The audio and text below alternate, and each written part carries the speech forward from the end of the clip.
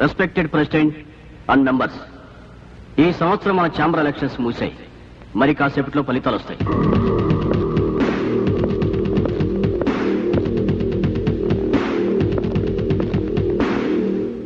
Mister Ashok, advance congratulations.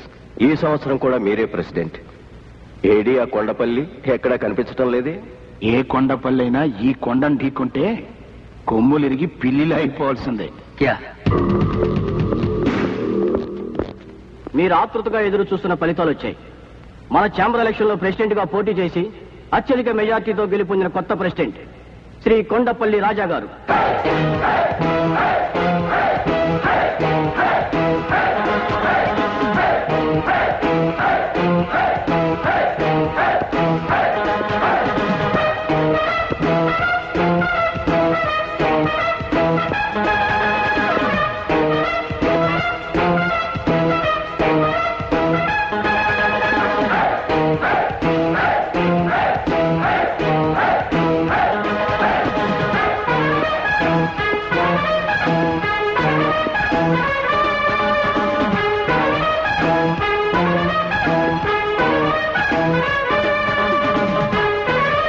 అర్జునుడు ఓడిపోతే కురుక్షేత్రానికి అర్థం లేదు.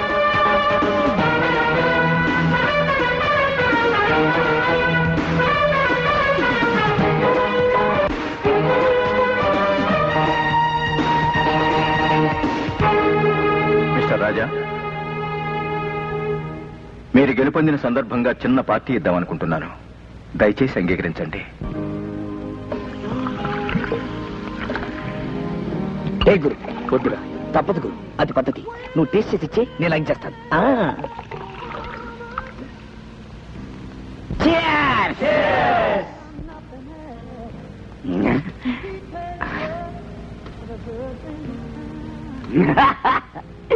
అన్నో, నేను బార్లో మునిగిపోతా. మిస్టర్ రాజా, ఏం తీసుకుంటారు? బ్రాందీయా, విస్కీయా? నో, నాకేం వద్దు. ప్రెసిడెంట్ అంటే చైర్ ఎక్కడమే కాదు, చైర్స్ కూడా చెప్పాలి. Sorry. Excuse me, may I have a drink? Sure. Thank you. How about you? మీరు తీసుకోరే? నాకు అలవాట్లేదు. పర్వాలేదు, తీసుకోండి. లెక్కల్లో ఏం తేడా రాదు. అది పుచ్చుకుంటే నేను రెచ్చిపోతాను. నేను రెచ్చిపోతే మీ లెక్కల్లో తేడాలు వస్తాయి. ఇంపాసిబుల్, మీరు ఓడిపోతారు. చూడండి, గెలవడం నా కొత్తింటి అడ్రస్, త్యాగం చేయడం నా పాతింటి అడ్రస్, ఓడిపోవడం నా ఏ ఇంటి అడ్రస్ కాదు. Good, that's the spirit. Come on. మనకి పావులు అర్ధలు పనికిరావు, ఏదైనా ఫుల్గా ఉండాలి. రాజా, వాట్స్ దిస్?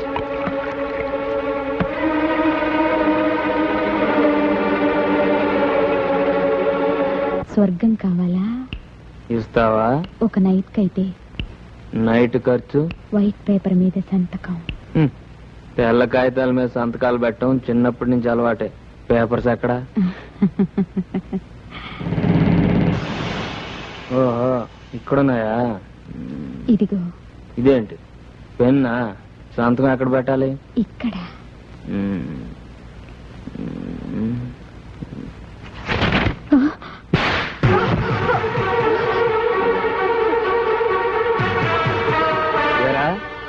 ఎలా గెలవాలో తెలియక అశోక్ గడ్ నిన్ను బ్రోకర్ పని చేయమన్నాడా?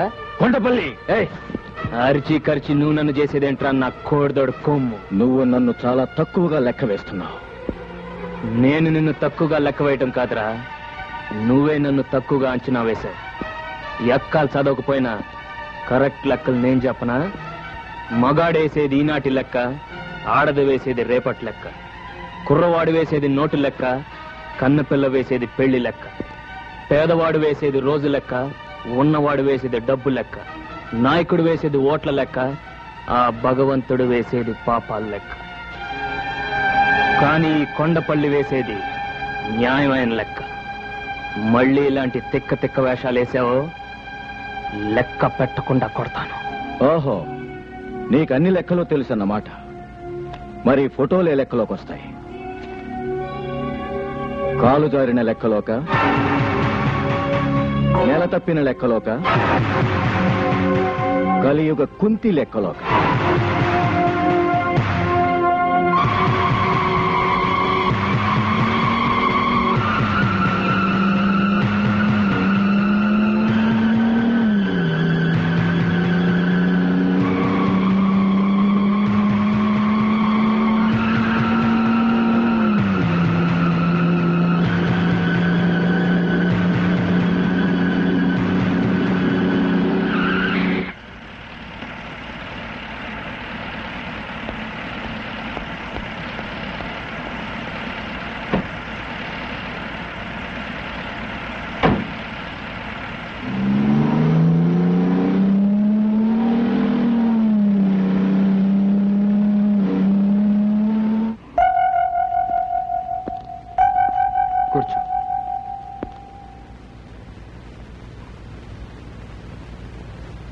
కాఫీ తీసుకుంటావా?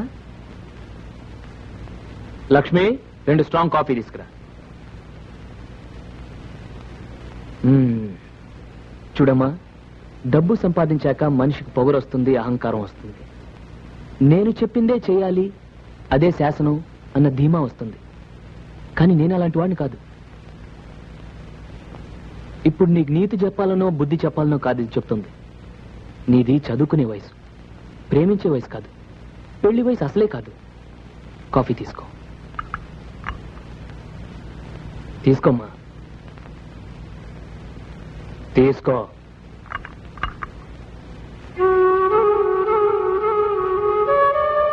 నీ వయసులో పిల్లలు అంతా తెలుసు అనుకుంటారు. పెద్దవాళ్ళ సలహాలు అమాయకంగా అనిపిస్తాయి.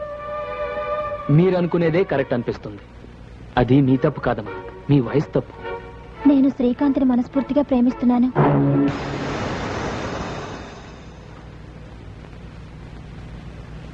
అది తెలిసేగా నిన్ను వెతుక్కుంటూ వచ్చింది. అది తప్పనేగా నిన్ను ఇంటికి తీసుకొచ్చింది. నువ్వు మాత్రం వదిన్ని ప్రేమించలేదా కమలా? లక్ష్మి, నేను ప్రేమించడం తప్పంటం లేదమ్మా. షుగర్ కంప్లైంట్ ఉన్నవాడు స్వీట్లు తినొచ్చా?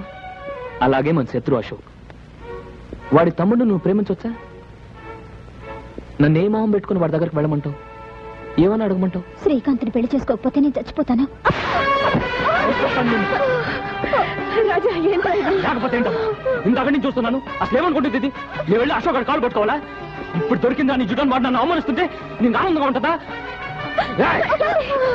ఇన్నాళ్ళు అన్నయ్య మంచితనం చూసా, మళ్ళీ వాడి పేరు ఏంట్రా మూర్ఖత్వం? లేదమ్మా, నేనెవరైతే నా వాళ్ళు అనుకున్నాను, ఎవరినైతే అభిమానించాను, వాళ్ళంతా నా గుండెలు మెత్తంటున్నారమ్మా, గుండెలు మెత్తంటున్నారు. చెప్తా. ఇక్కడికి రా. వాడిని చంపటానికి కాదమ్మా, చచ్చిపోయిన నా మనసుని వల్లకాట్లో తగలబెట్టి రావటానికి. ఎన్నాళ్ళ నుంచి జరుగుతుంది ఈ వ్యవహారం? తెలీదు, నాకు ఈ మధ్య తెలిసింది. తెలిసిన వెంటనే నాకు ఎందుకు చెప్పలేదు? నేను ఢిల్లీ నుంచి తిరిగి వచ్చేసరికి తమ్ముడు అమ్మాయిని మర్చిపోయేలా చేయాలి. నువ్వేం చేస్తావో నాకు అనవసరం. ప్రేమను చెరగొట్టడం అంత తేలికైన పని కాదేమో. మా స్నేహం కంటే గొప్పదేం కాదుగా వాళ్ళ ప్రేమ. అదే చెడిపోయింది.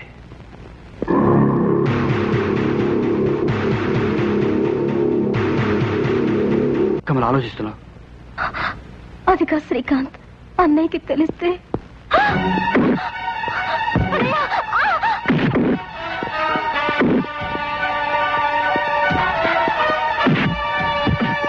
ఎంత ధైర్యం నీకు?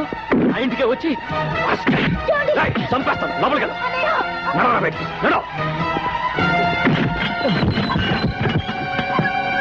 మళ్ళీ నా చెల్లెల మీద నీ నీడ పడ్డా, ఈ ఇంటి దరిదాపుల్లో నువ్వు కనపడ్డా, నీ ప్రాణాలు తీసేస్తాను.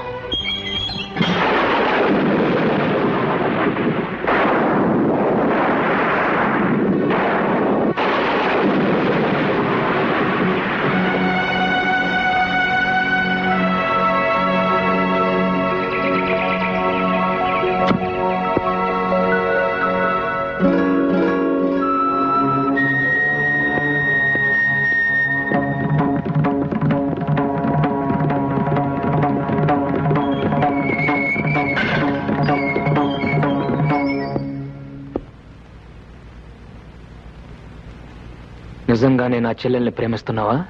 అవును. అవసరమైతే మీ అన్నని నాన్ని ఎదిరించి బయటకు రాగలవా? వస్తాను.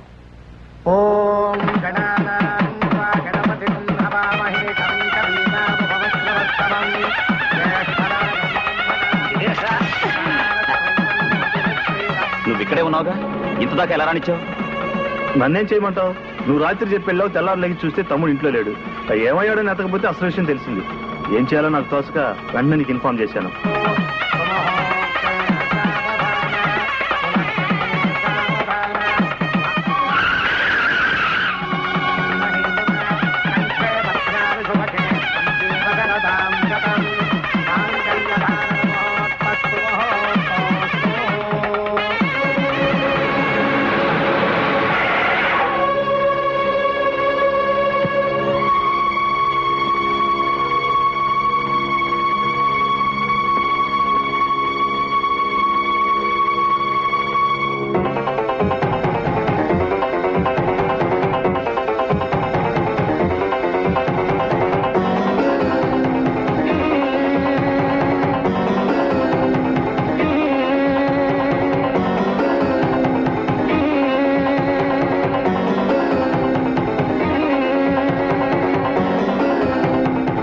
ఎవరినడిగి పెళ్లి చేస్తున్నా? ఎవరిని అడిగి నీ పెళ్లి చేశాను? ఆ రోజు నేను ఇష్టపడి చేసుకున్న పెళ్ళది. ఈ రోజు నీ తమ్ముడు ఇష్టపడి చేసుకుంటున్న పెళ్లిది. పెద్దవాళ్ళకి తెలియకుండా వాళ్ళ ఆశీస్సులు లేకుండా పెళ్లిలా చేస్తా. మీ నాన్నకు తెలియకుండా, మీ నాన్న ఆశీస్సులు లేకుండా నీ పెళ్లి చేసినప్పుడు అడుగుండాల్సింది ప్రశ్న. అసలు ఈ పెళ్లిలా జరుగుతుందో చూస్తాను. నీకు ఆ అదృష్టం లేదు. మాంగళ్య ధారణ కూడా జరిగిపోయింది. చేతనైతే అన్నగా 4 అక్షంతలు వేసి వెళ్ళు.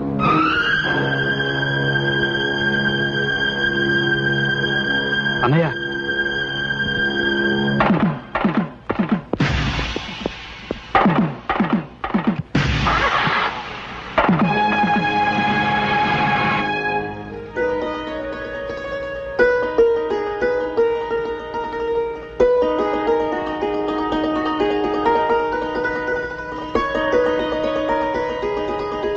ఏమిటి లక్ష్మి, ఫ్లాష్ బ్యాక్ ఏమైనా గుర్తుకొచ్చిందా?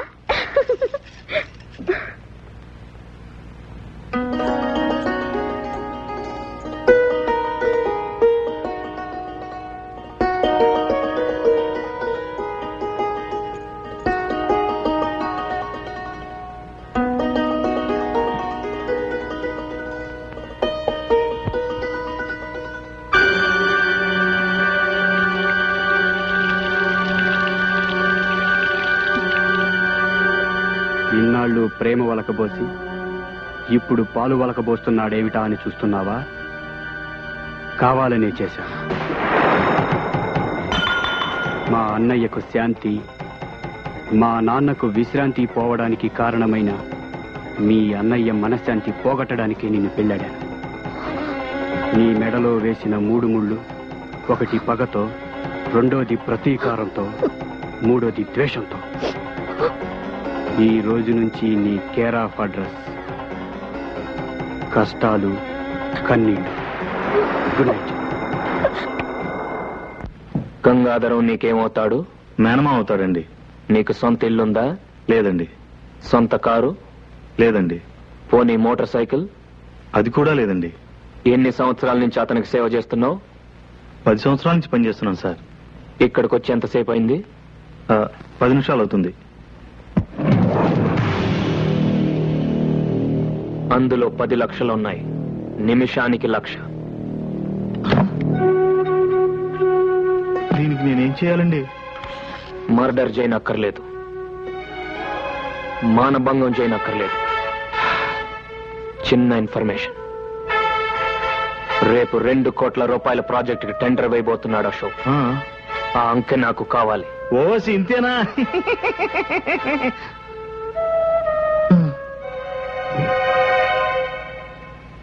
చిచ్చి, నిన్నటిదాకా పాలు పెరుగు అమ్ముకున్న రాజాగారు ఇవాళ మనతో పోటీ పడి గెలిచాడు.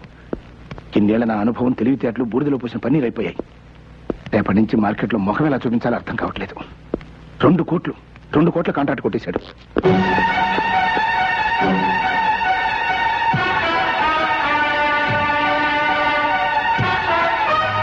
మెడపట్టి నువ్వు గెంటనక్కర్లేదు. తొడగొట్టి నేనే సవాలు చేసి వెళ్తాను. ఆస్తి, అధికారం, ఐశ్వర్యం మీ చేతిలో ఉన్నాయని నా మీద దౌర్జన్యం చేశారు. అవి మీకు లేకుండా చేస్తాను. ఈ రోజు క్యాలెండర్ లో డేట్ నోట్ చేసుకో. మళ్ళీ ఈ డేట్ క్యాలెండర్ లోకి వచ్చేసరికి ఈ రాజా రాజు అవుతాడు. మీకంటే పెద్ద హోటల్ కట్టి, మీకంటే ఎక్కువ ఆస్తి సంపాదించి, మీరుంటున్న ఇంటినే కొని, నడి వీధిలో మీ చేతులకు సంకెళ్లు వేయించి నడిపించకపోతే రాజా, కొండపల్లి రాజా.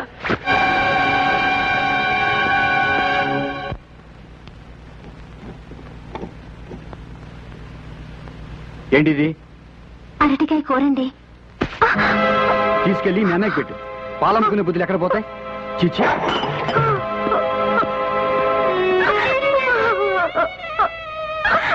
రెస్పెక్టెడ్ బిడ్డర్స్, వేలం ప్రారంభించబడుతోంది. కార్పొరేషన్ వారు స్వాధీనం చేసుకున్న ఈ బంగళా, దీని చుట్టూ ఉన్న 5,000 గజాల స్థలంలో మీరు ఫ్లాట్స్ కట్టొచ్చు, షాపింగ్ కాంప్లెక్స్ నిర్మించొచ్చు, లేదా 5 స్టార్ హోటలే కట్టొచ్చు. దీనికి సర్కారు వారు నిర్ణయించిన కనీస ధర 1 కోటి రూపాయలు. 1,50,00,000. అశోక్ గారి పాట 1,50,00,000. అశోక్ గారి పాట 1,50,00,000. 1,75,00,000. రావు గారి పాట 1,75,00,000. 2 కోట్లు. అశోక్ గారి పాట 2 కోట్లు. అశోక్ గారి పాట 2 కోట్లు. 2 కోట్లు. 4 కోట్లు. కొండపల్లి రాజా గారి పాట 4 కోట్లు.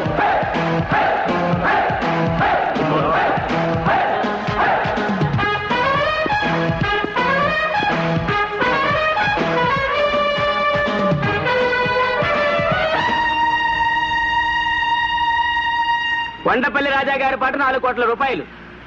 5 కోట్లు. అశోక్ గారి పాట 5 కోట్లు.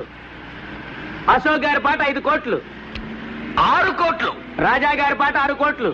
7 కోట్లు. అశోక్ గారి పాట 7 కోట్లు. అశోక్ గారి పాట 7 కోట్లు. 8 కోట్లు. రాజా గారి పాట 8 కోట్లు. రాజా గారి పాట 8 కోట్లు. ఈ స్థలానికి ఎంతకంటే రేటు పెట్టద్దు. రాజా గారి పాట 8 కోట్లు. 9 కోట్లు. అశోక్ గారి పాట 9 కోట్లు. అశోక్ గారి పాట 9 కోట్లు. 11 కోట్లు. రాజా గారి పాట 11 కోట్లు. రాజా గారి పాట 11 కోట్లు. 12 కోట్లు. 12 కోట్లు. అశోక్ గారి పాట 12 కోట్లు. ఒకటోసారి అశోక్ గారి పాట 12 కోట్లు. రెండోసారి అశోక్ గారి పాట 12 కోట్లు. మూడోసారి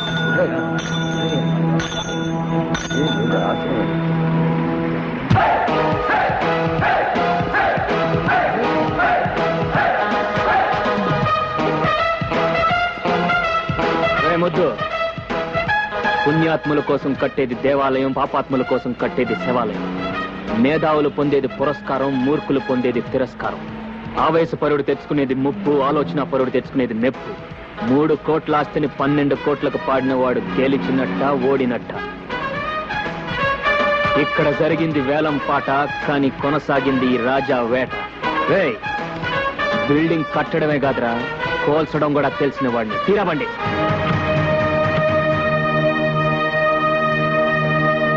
ఆ టైంలో నీకేమైనా పూరిందేంట్రా? అయినా వ్యాపారంలో ఆవేశం ఏంటి? బుద్ధున్నవాడు ఎవడైనా 3 కోట్లు విలువ చేసే ఆస్తిని 12 కోట్లు పడతాడా? ఎంతకు పాడానని కాదు, అక్కడ నాకు అది ప్రెస్టేజ్ షో అయింది. ప్రెస్టేజ్. ఆ 12 కోట్లు కట్టడానికి మన ఇల్లు ఒళ్ళు అమ్ముకుంటే మన ప్రెస్టేజ్ని ఎవరు పావలా కూడా కొనడరా. వాడి చేతిలోనే ఓడిపోకూడదు. ఓడిపోయావురా, ఓడిపోయావు. ఇప్పుడు ఆ 12 కోట్లు కట్టడానికి మన హోటల్ షేర్లు, ఇల్లు కూడా అమ్మాలి. ఈనట్టింటూ నిలబడే కదరా వాడు ఛాలెంజ్ చేశాడు. మనల్ని ఇంటి నుండి వీధులు పాలు చేస్తానని ఇప్పుడు అనంత పని చేశాడు.